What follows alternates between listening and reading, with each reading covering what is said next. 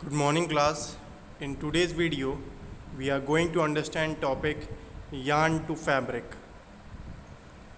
Students, till now we have learned in the different videos that how the yarn is made from different sheeps or from different fleece of sheeps, we can say. Okay, now in today's video we are going to see that how the yarns are combined together to make a fabric. कैसे different different yarns को join करके एक कपड़ा बनता है, वो आज हम लोग इस वीडियो में देखेंगे. Okay, so there are mainly two ways for the processing of yarns to make a fabric, that are weaving and knitting. So in the process weaving, what we have to do is we have to arrange two sets of yarn together to make a fabric. Okay, the process of arranging two sets of yarn together to make a fabric is called weaving. ठीक है, जब भी yarns के दो set एक साथ join करके जो कपड़ा बनाया जाता है उस प्रोसेस को क्या बोलते हैं? वीविंग. वहीं पे हम लोग बात करें दूसरे मेथड की जिससे फैब्रिक बनता है, वो है knitting. Okay, so the process in which only single set of yarn are combined together to make a fabric is known as knitting. आपने बच्चों ऊन के स्वेटर्स देखे होंगे, है ना, जो सर्दियों में हम लोग पहनते हैं. उसमें आप लोगों ने कभी भी देखा होगा जब भी ऊन का स्वेटर एक जगह से फटता है, अगर हम लोग उसका एक धागा खींच दें तो वो का पूरा स्वेटर उधड़ने लग जाता है. ठीक है, ये इसी की वजह है कि ये जो प्रोसेस होता है, जो वो कपड़ा बना होता है, वो निटिंग से बना हुआ है. ठीक है, जैसे कि मैंने आपको बताया, when the single yarn is combined together to make a fabric, the process is known as knitting. ठीक है, क्योंकि स्वेटर वगैरह, वुलन क्लॉथ वगैरह बनाने में सिंगल yarn की ज़रूरत हो रही है, तो इसकी वजह से उस प्रोसेस को निटिंग बोलते हैं. और वो अगर कभी भी एक जगह से फट जाता है तो उसका जो एक यान अगर बाहर निकला है, अगर उसको हम लोग खींचेंगे तो वो पूरा का पूरा स्वेटर उधड़ जाता है. ठीक है बच्चों, एक्टिविटी नंबर 5 यहाँ पे दी गई है जो ग्लेस पेपर से करनी है. We are going to understand this activity with the help of another video. Okay, that I am also going to send you in the study portal, so you can learn the activity from there, and you have to perform this activity and you have to paste the glaze paper after making it into your homework notebook. ठीक है, आपको ये activity करनी है 2 glace paper के साथ. ठीक है, इसमें आपको क्या करना है, ये आप फिगर नंबर 3.12 में देख सकते हैं. यहाँ पे आपको 2 कलर लेने हैं, 2 सेट्स ऑफ पेपर लेने हैं. That should be of different colours. Okay, one can be red, one can be green. Okay, and then you have to cut the different strips of red paper. Okay, and then make a strip in the green paper. Okay, we have to tear the green paper into thin strips and put the strips of red glaze paper into the green paper so that it looks like this. Okay, it will look like this.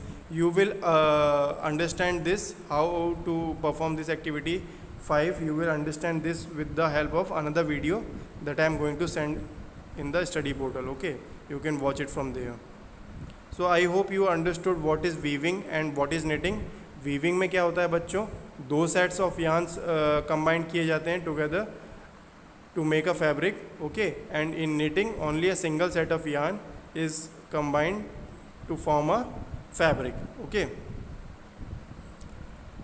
जैसे जो knitting से जो भी fabrics बनते हैं उसके कई example हैं, जैसे सॉक्स हो गए, ठीक है, और स्वेटर्स हो गए, ठीक है, और भी कई चीज़ें हैं. ठीक है, तो ये निटिंग हम लोग हैंड से भी करते हैं. मोस्टली तो हैंड से होती है. जो स्वेटर वगैरह जो हमारे घर पे बनते हैं, जो हमारी मम्मी बनाती हैं, वो मोस्टली जो हैंड निटेड स्वेटर्स होते हैं वो हम लोग कभी भी देखेंगे उसका यान, जब एक यान बाहर निकला होगा तो अगर हम लोग उसको कभी भी खींच दें तो वो मोस्टली पूरा का पूरा स्वेटर उधड़ जाता है। तो वो बहुत एक अच्छा एग्जांपल है निटिंग को दिखाने के लिए कि वो एक सिंगल यान से स्वेटर वो बना होता है, ठीक है। So weaving and knitting are use for making different kind of fabric and these fabrics are use for a variety of clothing items. Okay, so here is the process given how the cotton rolls are processed to make a fabric. Okay, first we obtain cotton rolls from cotton plants. Okay, then ginning is done. What is done in ginning? The removing of seeds and dust particles is ginning, and then the fibers are obtained, okay, with the help of spinning.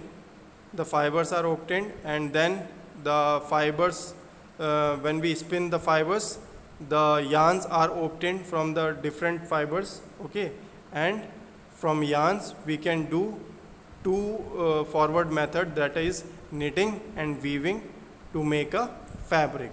Okay, बच्चों, as you all know, before the mutation of human beings, when we were early man, okay, when we were not fully developed, when our mind was not fully functionable, okay, at that time we used to drape the fabrics around our different body parts, okay, or we used to drape the banana leaves on our body parts, because we didn't know that how we can make a fabric from different types of fibers. Okay, सो वो जो process उस time पे हो रहा था draping का, जो different जो एनिमल्स के स्किन ड्रेप किए जाते थे ह्यूमंस के द्वारा अपने बॉडी पे, या फिर जो प्लांट्स के लीव्स अपने बॉडी पे ड्रेप किए जा रहे थे, सेम वो जो प्रोसेस है ड्रेपिंग का, वो आज भी हम लोग देख सकते हैं। जैसे कि हमारे घरों में मम्मी और जो लेडीज़ होती हैं वो साड़ी पहनती हैं, साड़ी को क्या करते हैं, ड्रेपी करते हैं ना, है ना।